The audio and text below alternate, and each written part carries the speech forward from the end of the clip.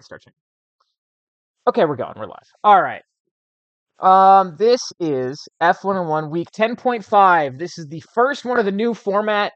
Going forward, we're gonna do the Wednesdays after the races and the Wednesdays before. Sometimes that'll fall on the same day. Sometimes we're gonna get a weird half week like this. So this is week 10.5. Next week will be week 11, and that's just to stay consistent with the podium scoring. So the race, so that way all Austria related will be in week 11, 11 and 11.5, and then all whatever's after that Silverstone will be, um, although actually I think there's no break in between those two, so it'll be like normal schedule, but basically you get the idea. If there is a week off, we'll still be going like every week. We'll do the review the Wednesday after the race and the preview the Wednesday before. And so sometimes we'll have so there'll be week 0.5s in there spread out basically. And that's so we don't forget what happens in the race basically, and we can talk about it while it's still fresh. Although I don't think anyone was gonna forget what happened in this race. This was Canada was interesting, but before we get into it, we got to get into the finishing order of Russell, Verstappen, Antonelli. That's the podium. Antonelli became the third youngest podium sitter. I'll explain more about that. And then we had Piastri, Leclerc, Hamilton, Alonso, Hulkenberg, Ocon, and Sainz rounding out the points. Below them were Behrman, Tsunoda, Colapinto, Bortoleto, Gasly, Hadjar, Stroll, and then Albon, Lawson, and Norris didn't finish. And if you know anything about F1, if you're paying any attention, you know why. Um, Good day, Mercedes, Verstappen, and Hulkenberg. Bad day, Alex Albon and Lando Norris. George Russell, he won his first of the year and his fourth total. He put himself in a position to win with an amazing qualifying lap. Like, no joke, that was an amazing qualifying lap. Very well driven, super quick, faster than Max, which no one thought was going to happen, especially as qualifying was going on. And then Toto gets on the radio and he gives like a little, yes, George, like really saucy, yes, George. And it was so weird. I've been saying it like to myself and to my partner and to anyone like just over and over again. I just cannot get Toto's little yes, George out of my head. Um and unfortunately for George, he continues his streak of not being the main talking point in all of his wins. This time he was overshadowed by the Antonelli podium and the Norris crash. And like I said in the preview, Mercedes is always good here, and they were just the best car this weekend, no doubt about it. They do so well in Canada every year, and because of this, Antonelli got his first podium, third youngest ever. In front of him are Verstappen and Lance Stroll, which is really funny that those are the two people who are who had younger podiums than Kimi. And Toto in the radio after the race said, "Grande Kimi, small Kimi is Grande Kimi now." Toto Wolff, thank you for giving us banger radios all weekend. So Mercedes gets to it by being extremely awkward, and Mm-hmm. also McLaren blowing up. Yes, correct. Both of these things are true. Although I mean they were faster than McLaren all weekend still. Like Piastri was in fourth, and Lando was in fifth for a really long time. So This is all true, and I'm sure. Well, maybe we won't even get to it. For the first time this whole year, Verstappen has a quiet race. I know he kind of just does his thing. I don't think he really did. Was there anything noteworthy that he did? He just got second. He did good in Uh, qualifying and got second. yeah, I mean, qualifying was where everyone was talking about him. Honestly, everything about him was, I mean, we'll just skip to it. He kept it clean. Didn't get that 12th penalty point that no one would shut up about all race weekend. All you heard about was he's 1 away from the ban. He's 1 point away. He's so close to a race ban. I was so annoyed by it and tired of it how the race started. Verstappen was really annoyed by it. Like, he kept getting asked by it, and he just, like, at one point in the press conference just gave, like, a double thumbs up to the guy asking him the question. Like, so obviously over it. And he needed a quiet weekend this time out, and he got it. So he's capable of it, but I like it when he's loud. Yes, yeah. Lucky for F1, something else happened this race. They didn't need a Verstappen Yeah, noteworthy event to keep the news cycle going. Exactly. Speaking of the Verstappen penalty, though, Um, Russell may or may have not tried to bait Verstappen into a penalty. When it ended in the safety car, he kind of brake checked him, and Verstappen nearly overtook Russell. But ultimately, nothing came out of it, and we'll get into the post-race investigations later. But they were all pointless because it's the FIA and they're stupid. I mean, to be fair, that was hilarious. That was It really was funny. very funny. It was objectively funny. In the moment, I was heated, but then afterwards, I was like, you know what? That's really good.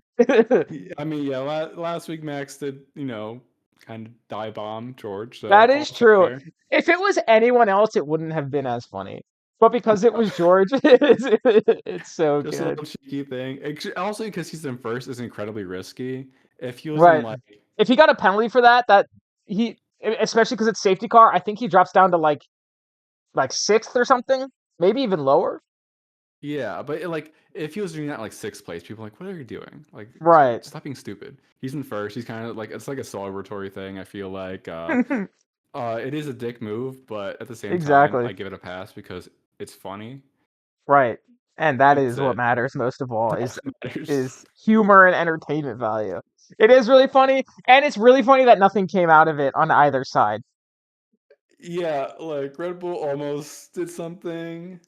They I think they tried. pulled out. Yeah, we'll get to it. We'll get to it. Yeah, yeah. They didn't pull out. They didn't pull their protest out back. They just chose not to appeal it. Okay. Um, but before we do have to get into the big event, the McLaren incident. Although I was talking about this a lot, I don't see this as this proverbial crash that everyone's been talking about. Um, this was just Norris's fault, 100%. It's lap 67 out of 70. Norris goes to overtake Piastri and instead runs into the back of Piastri, ripping his own front wing off and crashing, bringing out the safety car to end the race under. Prior to that, Norris overtook Piastri on the hairpin.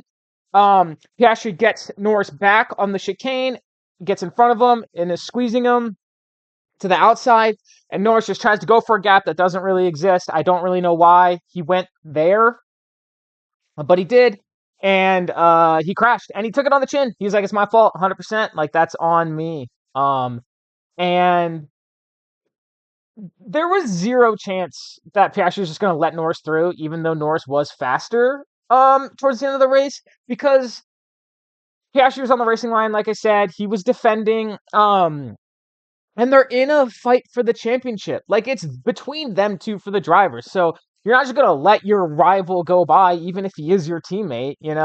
If it was like not even close, yeah, I could see it, but it is close, and every point matters. Um, but it was just for fourth place. They're not on the podium. It's not for fourth place, and it didn't take out Piastri. I think there's this crazy crash that they keep talking about is still in play because it'll be both of them going for first place and taking them both out of the race. That, in my opinion, is what Zach Brown is envisioning when he says there's this huge crash. Now, if this is the moment and this is the only crash they have together, well done for them. Like good job on getting a handle on the team and having some good clean racing. I will say I do have a little bit of egg on my face when I said literally in the preview, I typed out word for word. I don't think they have that dog in them to go for a move like that. And then they did. So I was wrong. Um, but yeah, Norris took the blame. It was obviously on him. I think it's good that he took the blame and didn't blame someone else immediately, like many drivers are prone to doing. Um, and the racing between them prior to that was really, really good. And Piastri's lead goes up by 12 points. But like I said, I think a bigger incident between the two still on the table. Yeah, I mean, this really is just good for Max.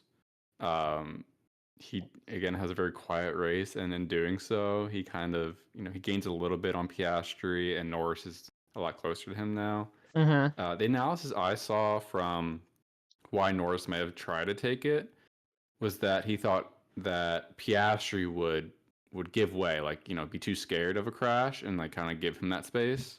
Mm-hmm. Which, from what I've also seen by analysis on Piastri, he's not gonna do. Yeah. He's got that. He got a little bit of that maximum of he's a very aggressive defender. Mhm. Uh, so yeah, Lando should know that. And even when a lot of drivers when they do eventually take blame, it's not in the moment. They Right. always say, "What is that guy doing?" Right. Even And if Lando in the moment was like, "That's on me." yeah.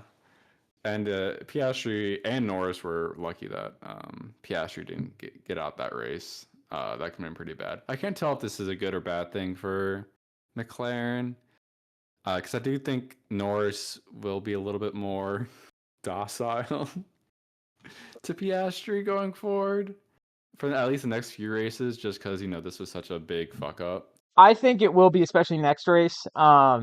Because last year in Austria, next race is in Austria. Lando was trying to overtake Verstappen, and they crashed and took them both. And actually, Norris I think only ended out of the race. I think Verstappen managed to finish the race. Yeah. So yeah, I think he's going to be a little bit more cautious because he lost a lot of points doing this. He did. But we, Um, we shall see. I think it's really funny that you compared Piastri's defending to Max because the only person this year who's been able to overtake Piastri consistently is Max. Yeah, yeah, because game no game. Uh, Exactly. He's like, I know this move. let's get some more years on him. He knows what's going on. I think Piastri did have one like good defense on Max. Max got really mad. Uh, It was but a lot of it in was the beginning of the year. It's the first turn, whoever's ahead, kind of bullshit that was going on. yeah, they've had a lot of those qualifier right next to each other Hmm. battles on the beginning of the race that first turn.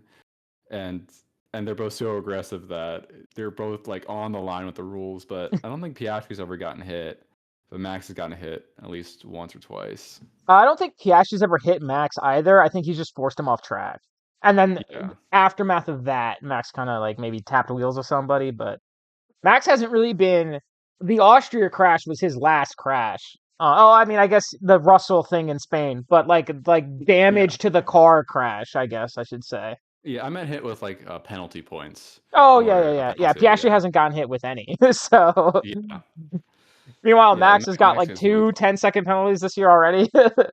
Yeah, So, and it is funny when you look at the actions of some people compared to like in Saudi Arabia specifically, Max, what Piastri did to Max and Max got a penalty for, Max did to somebody else last year and Max got the penalty for it, even though he was in Piastri's position. So it is very, I'm not saying there's a conspiracy against Max, but I think because he's established himself as kind of this aggressive, like kind of, I don't yeah. want to say violent driver, but as an aggressive driver, and he has a lot of penalty points already, I think that he's more likely to get them because that's just kind of like, you know, He doesn't get the benefit of the doubt of like, exactly, yeah, and they're more likely to be like we need to make sure we're checking him rather than someone else who are like, okay, well, he doesn't do it that often, or it was just a mistake, nothing bad happened from it, which is not what they're supposed to do. But right, yeah,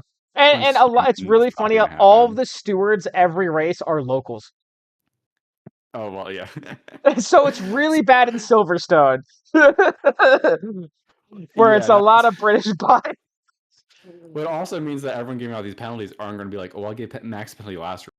They're going to go into Yeah, every race being like, oh, we have to watch out for Max. right, He's a little bit more aggressive. yeah, Uh, and you know, you could maybe argue that there's some tampering, not necessarily tampering, but maybe some like pushing from MBS because he's done that before in trying to influence race results and penalty results and stuff. And he's gotten into it verbally with Max a few times. So I don't think that that's what's happening. There's definitely wasn't happening this year, but it has maybe a little bit happened in the past. well, I wouldn't be surprised if it starts happening again because of the George incident. That kind of if that's true and I he think it hits him. won't because MBS doesn't give a shit unless they're talking bad about him. I see, I see. But he does have that in his back pocket of like, I guess we that's let you true. off a little bit. We only gave you that 10 seconds to have a drive-through penalty, Hmm. and So he always has that as like, oh well, we let you off a little bit. Now you gotta, kiss the ring, as it were. Exactly. Well, no one's kissing MBS's ring because they all hate him. So That's true. it's really funny to watch him try and fit in in a group Yeah. of drivers that clearly all hate him.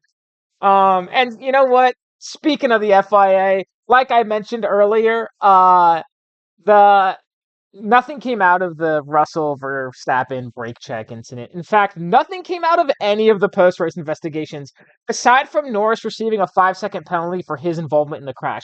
Now, I know you're thinking, DNF, how does a 5-second penalty apply to someone who didn't finish? He did 90% of the race, so it counts as the classification, and they can apply the penalty to this race instead of giving him a grid drop for the next race. Now, if it was someone else, maybe a certain Dutch Red Bull driver in the exact same scenario, do we think the FIA might have applied the penalty to the next race? I don't know. I don't want to get into it. I don't really know. I haven't really seen that. That kind of just is like, I doubt it, honestly, if they're going to try and stay consistent, which I think they at least publicly attempt to do. But that is why Lando does not have a grid drop or anything. No penalty. The penalty was applied to this race, even though he DNF'd. It helps a lot too that he crashed into his own Teammate, team. and importantly, nothing happened to Piastri. Piastri didn't lose or gain any positions because of that. That's also important. I think if he took Piastri out, then he probably would have gotten a harsher penalty applied to next race. Yeah, because it would seem like he got some advantage by doing it, or like he could have gotten an Right. advantage by doing it. But this Yeah. was just like purely detrimental to him, which again is not supposed to be how the FIA does it. But they are. I think actually that is included. Is the outcome is often looked at in that's why you see drivers give places back and stuff during their race. True. So actually, outcome is a important part.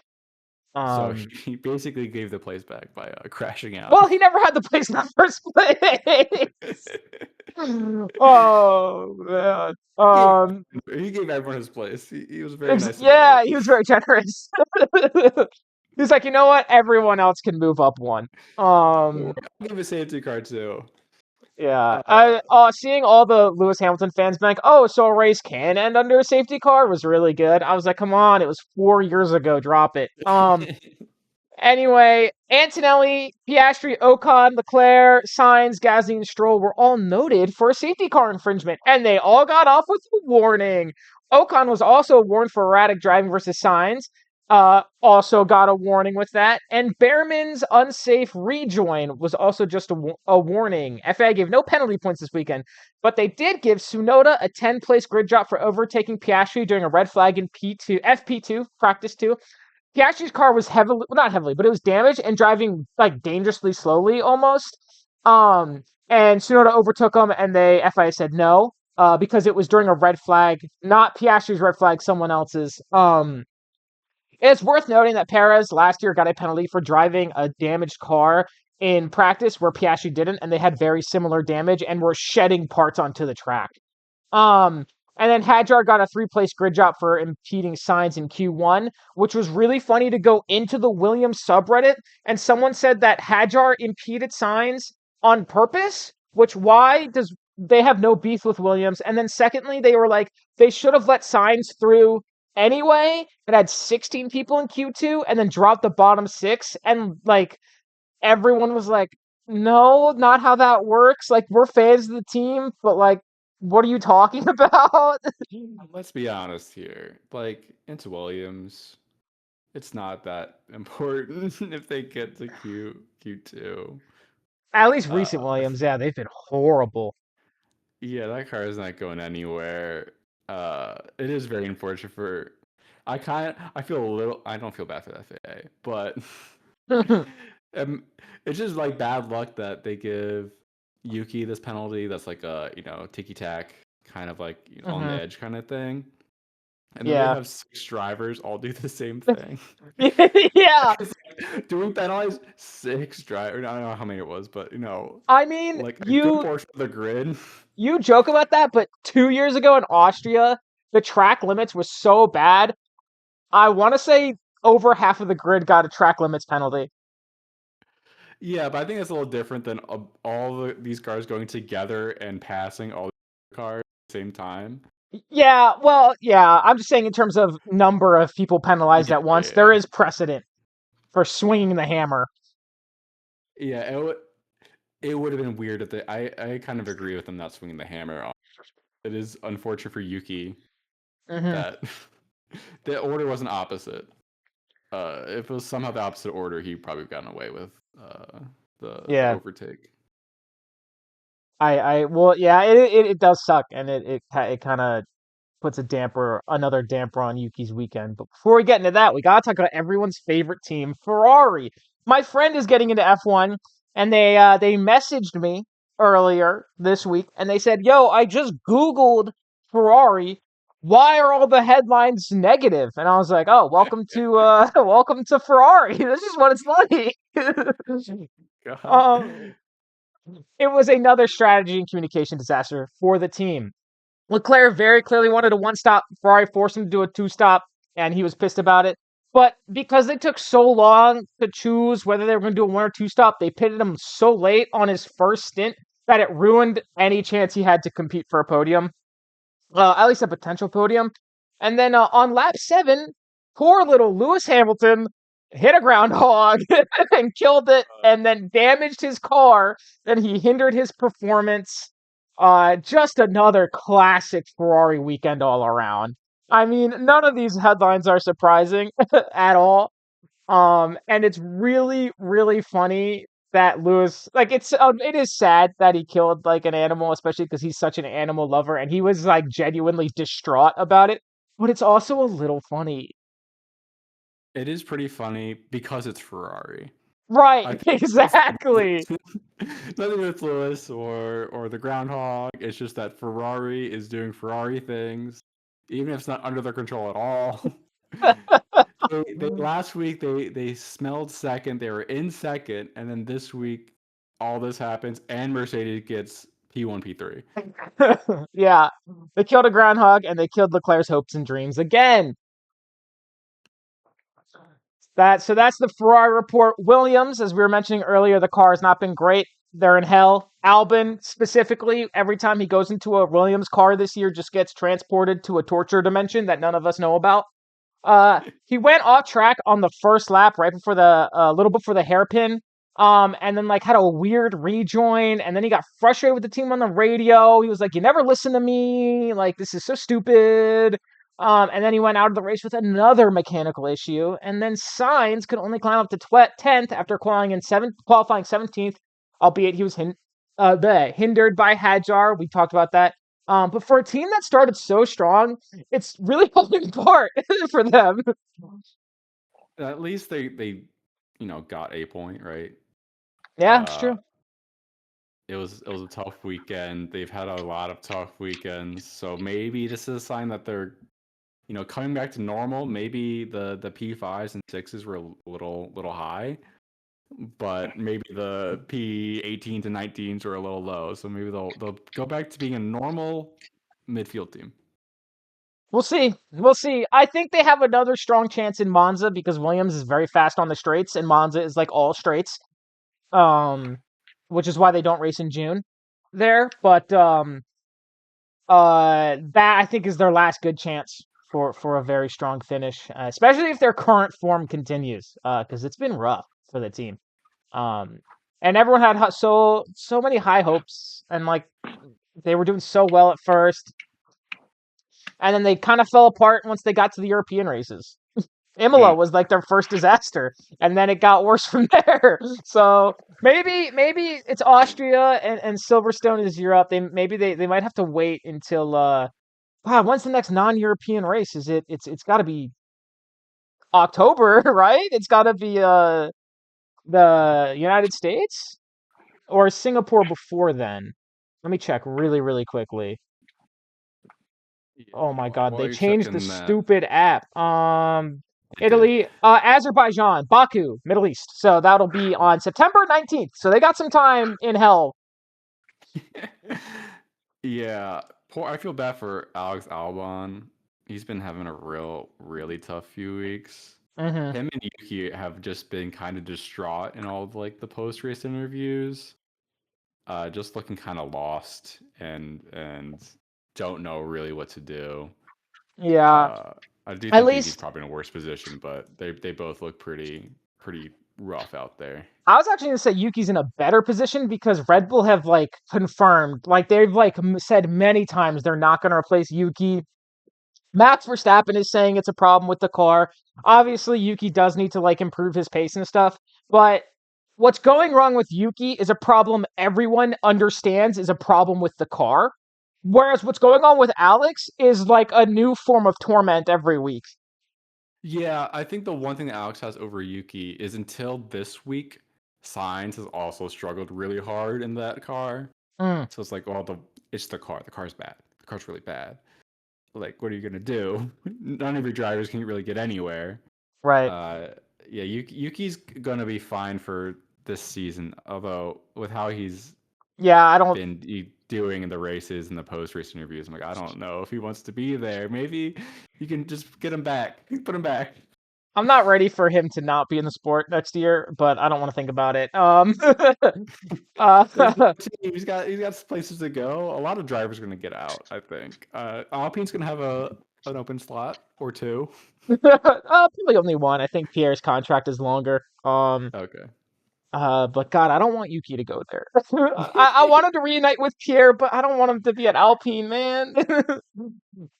um, yeah, Albin's also had a lot of like back and forth arguing and like kind of yelling at his strategy team, whereas Yuki has not had that.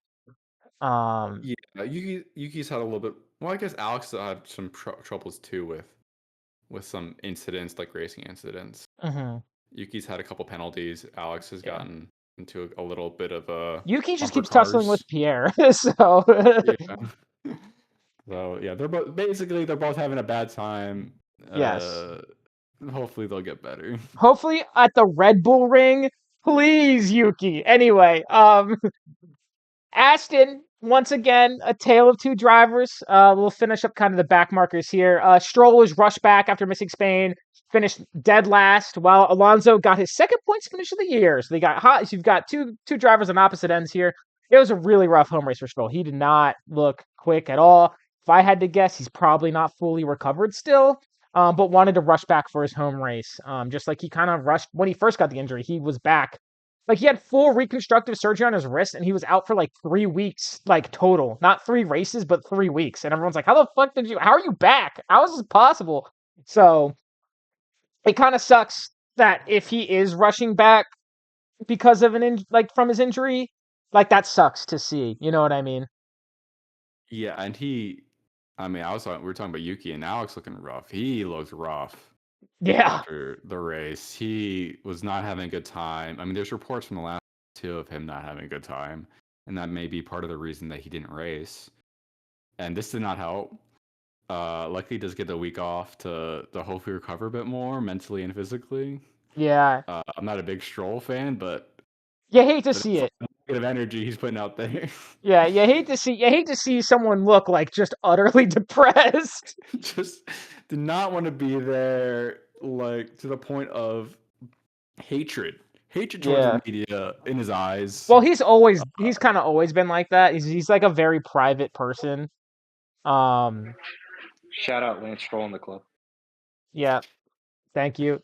Nate, we'll circle back to you and your thoughts on the McLaren thing. We already talked about it. But let's finish this first. That was Stroll. Real quick, I'm just gonna go through the rest of it, and then we can talk about it.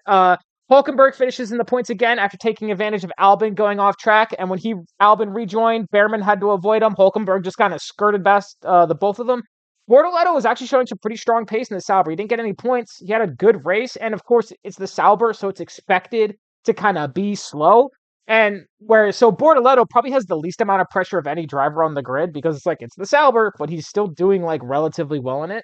Um, Haas is back on the up potentially with Ocon scoring some much needed points for the team, and Behrman got really close, and they had a really bad qualifying, so them recovering during the race is really good for them. Um, And I think they're kind of mellowing out. It wasn't a high or a low this week, which is what I wanted to see from them. Sonoda couldn't recover after his 10th place drop. We kind of talked about that. Hadjar also got stuck out of the points after his penalty. Lawson had to retire after taking some damage. Horrible weekend for Red Bull, not including Verstappen, all around. And then Alpine, Dave, I'm sorry, they had another bad weekend. And while Colapinto made it to Q2, and this says unqualified, it's meant to say outqualified Gasly for the first time all year. He did not have the pace in the race to do anything with it. Finished 13th.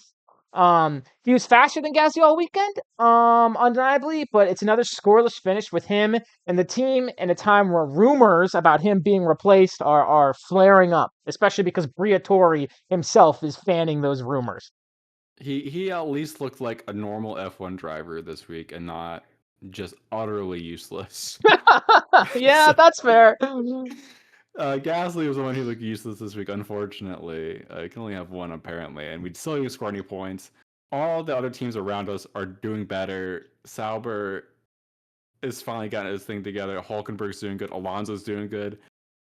At the expense of Alpine. Alpine can't do anything. RP, the season, it's over. It's so over. I don't know if the season ever truly began. No, it didn't. I think we were the best place that we had as constructors was 8th. I think. Yes. No. So, No, 9th. I think it was 9th. I think you were tied for 9th. Yeah, we're tied. We're tied 8th and 9th with Aston, and then Sauber's in last, and now I don't think we're getting back up out of 10th. I don't know, unless Pierre puts in like a mega performance or Alpine brings Checo back from the grave. I don't think it's gonna. Yeah, we can get really lucky in like 2 races coming up and maybe get out of 10th, but we're not going much past that. I think that's accurate. It's a sad day to be an Alpine fan. Why did I pick this team 2 months ago? What was wrong with me? I still maintain that you should be a Williams fan. I mean, I like Williams. I just like Gasly so much. Williams is fun too. My old man meme that I like that's why I know I'm old is the Go Williams little hamster. Yeah, classic. Love that little guy. And then there's the kill him dead version. Yeah, I love that little hamster. The hipster, the college hipster in me hates that I like it. There's nothing ironic or bad about it. It's just a cute hamster. But he makes me want to cheer for Williams. Well, unfortunately, you're an Alpine fan. I chose the dark side because they wear pink. Yeah, Briatore. Oh man. All right, before we go back to Nate, certified Ferrari moment really quickly. Goes back to Ferrari this week. Yay! Ferrari completely fumbling Leclerc's strategy during a weekend where pressure and attention was on the team. There were a lot of stories in the Italian media about Fred Vasseur getting booted, and those stories came from Ferrari upper management. So the newspapers those stories were published have very close ties to 2 specific people in the Ferrari C-suite. Like Ferrari as a whole, not just the F1 team, but as a whole. And so with all that pressure and tension, and they totally screwed it up again, the Ferrari moment goes to Ferrari. Honorable mention for the groundhog, but I can't say that's a Ferrari moment because it wasn't Ferrari. It wasn't a team messing up. That was Mother Nature. That's a Canada problem. They let Yeah. the groundhogs live there. What you doing? We could get a sequel to the groundhog in Singapore where lizards kind of dart across the track all the time. Oh God. And then finally pick the podium. 4th time's the charm. Sam's relatively consistent picks of Antonelli finally pay off. Even though he only got right person, wrong place points, he guessed Antonelli, and Antonelli was there, and that's the only reason Sam got any points this weekend. In fact, all of us didn't do so great. We all got 8 points, or Nate got 0. Me, Sam, and Andrew got 8, and then Dave, obviously. Hulkenberg got points. So he got points, but he didn't get podium.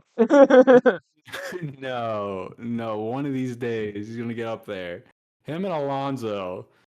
You're gonna be talking about me next week, picking. Or not next week. 2 weeks from now, picking Alonso and Hulkenberg, and they're gonna get P1, P2. We'll be here next week.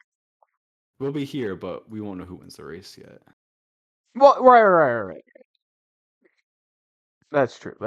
Yes. Next week we will be here doing the Austria preview, the Red Bull Ring. Nate, anything you'd like to say about the McLaren thing? All of my thoughts that I told you, I've already said, and me and Dave have already talked about it. But please, you came in late, so please. Word. All right. Well, since I'm being given the floor here, Don't make me regret it. I don't know if you read my document, but I'll tell you right now, the first bullet point I have here regarding the race reads, and I quote, "Fucking Zach Brown" in all caps. Yeah. Lando went for that move.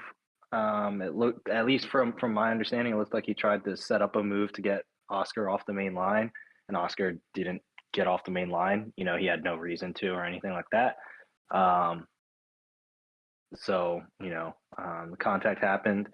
I will say I was happy that Lando immediately took accountability for it. Immediately took accountability for it. He didn't try to blame it on any bullshit or anything like that. I'm also very happy that both drivers were okay. And came out of that unscathed. I'm upset at the outcome, but I'm very glad that he went for it because it shows he's not just gonna roll over or anything like that.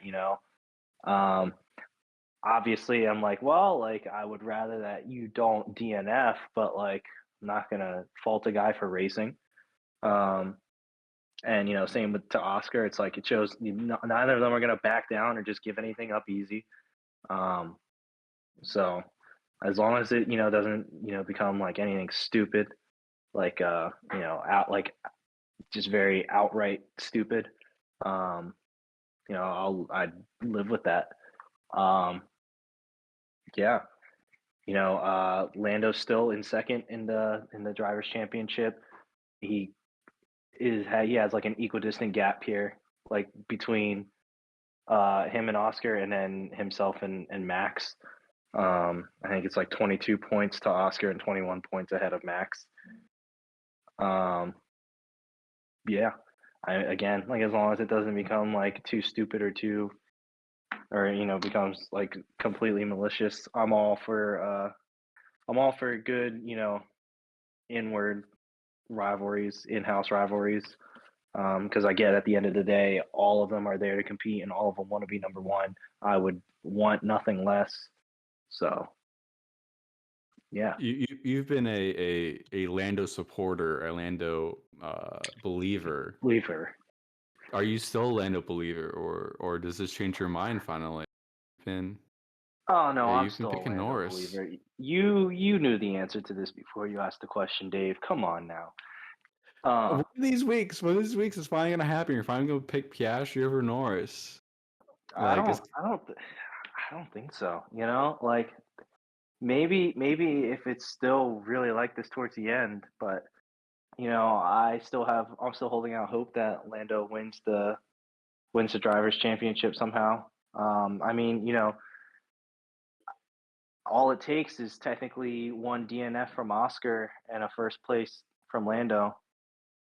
I mean, that's kind of how Lando is still in it. Is that one race, Australia, right? Yeah.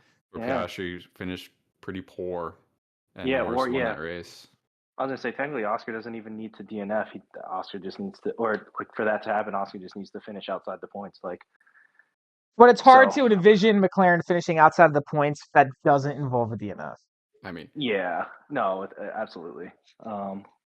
So I certainly still have hope. That's for sure. Hopes have not been crushed. Desire for Orlando to win has also not been deterred in any way, shape, or form.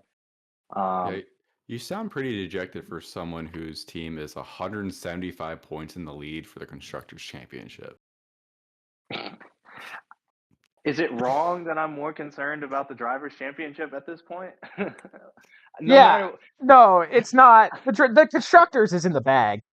You're almost doubling second place. It's kind of crazy. No, at this point, at this point for me, it's a matter of just checking off boxes. Like, granted, I don't want to roll anything crazy out. Like we've seen crazy things happen before. So it's like I don't want the team to get complacent. But for me as a fan, like I'm not driving. I'm not putting the car together. I can be complacent. I can be True. complacent. I mean, you guys have almost 40 times the points that Alpine does, so that's a sign of a good team. Yeah, I mean, like we got things going as a whole right now. So like, again, overall as a team fan, like very happy. And it's like I'm not gonna be mad if Oscar wins the drivers' championship. Like that's still a win for me. Because it's not someone from Red Bull or Mercedes. Or I guess Ferrari, but like I don't think they're. I don't think they're in. I just don't even, dude. See, that's another thing I have on my bullet points. Just for the Ferrari flame out here, like, dude, they need to get rid of like the engineers, the strategists. I don't care if they keep Fred or not. It's just I feel like it's a waste of two very good drivers.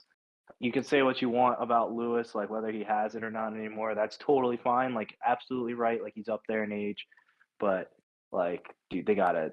That's crazy. I would be in shambles. They should be, clear and above better than Mercedes, who has a George Russell and a rookie, but they're losing to a George Russell and a rookie when they have Leclerc and Hamilton. No, like that's crazy. Like, it's just insane. They're at least I don't understand the that. team with one driver, so that's good. No, honestly. Sorry, Yuki. Damn. All right. Yeah, but in regards to McLaren, yeah, like that's my 2 cents on that incident. Again, most important thing is that both drivers are just okay in the first place. Bonus that like they're not at each other's throats or anything like that. I do hope the team will continue to allow them to race. Either fight or kiss, one of the two.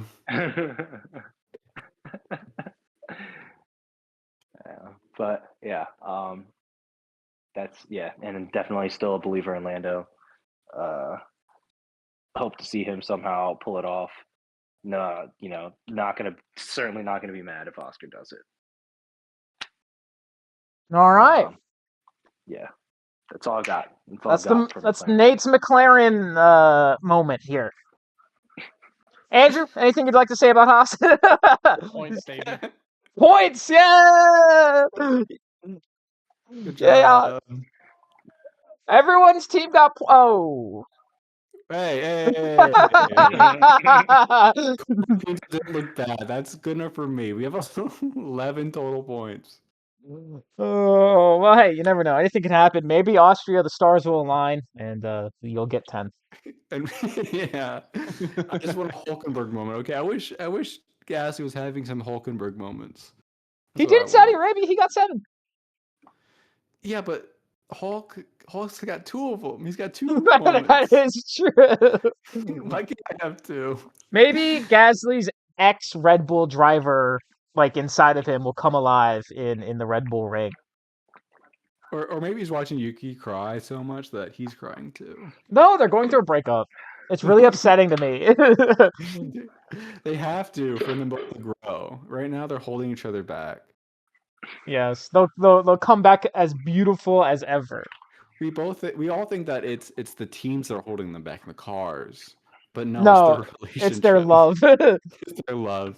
Pierre can't keep cheating on his girlfriend with Yuki. It's distracting. And he's racing on the same track as him. It's like it's a lot of pressure. Yeah. Well, we will be back next week for the Austria preview in starting our new format. Thank you everybody for being here, and thank you to Canada, and everyone pour one out tonight for the groundhog. If you're watching this on YouTube, Pour one out for the groundhog. What about the Le Mans bunny? And the Le Mans bunny. Yes, and the Le Mans bunny. But they did have a moment of silence in the Le Mans broadcast for the bunny. So if you have to choose, pour one out for the groundhog. Thank you for watching. I wish I was getting crushed by Lewis Hamilton. All right. I'm ending the stream. Thanks for watching. Good night.